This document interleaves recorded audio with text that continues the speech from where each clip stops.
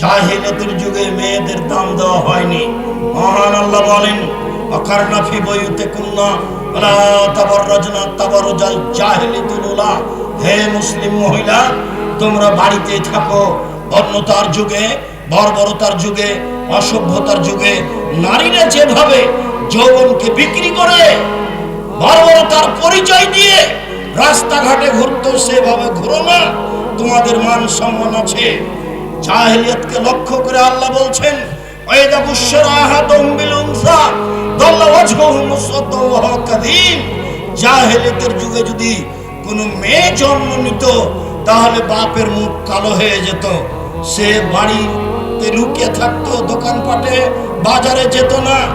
মানুষে লজ্জা দিবে, সেই জন্য একটা মেয়ে হওয়াতে সে চিন্তা করতো আইমসুকা হালাহুনিন, আমি এত সহফের তোরা অপমান অবস্থায় মেয়ে বাড়িতে রেখে দিব না মাটিতে পুঁতে দিব।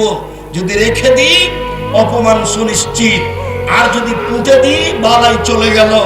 তাই তারা নিজে হাতে মেয়েকে মাটিতে পুঁতে দিত।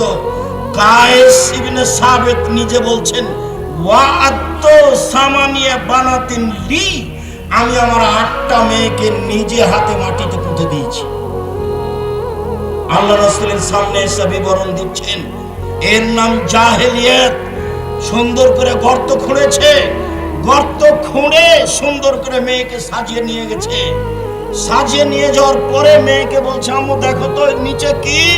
তখন মেয়ে তো বাপের সাথে আছে, যেমন নিচে দেখতে গেছে তেমন মেয়েকে ধাক্কা দিয়ে গর্তে ফেলে দিয়েছে।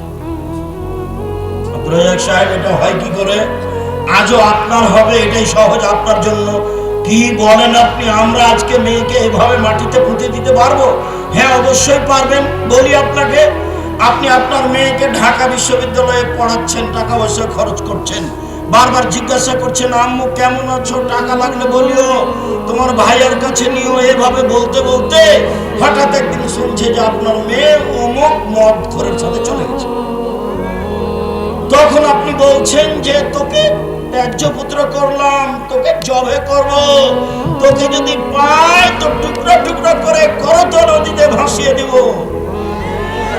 এখনই তো একটু আগে চুমা দিচ্ছিলেন আপনি, আর টাকা পাঠাচ্ছিলেন। এখন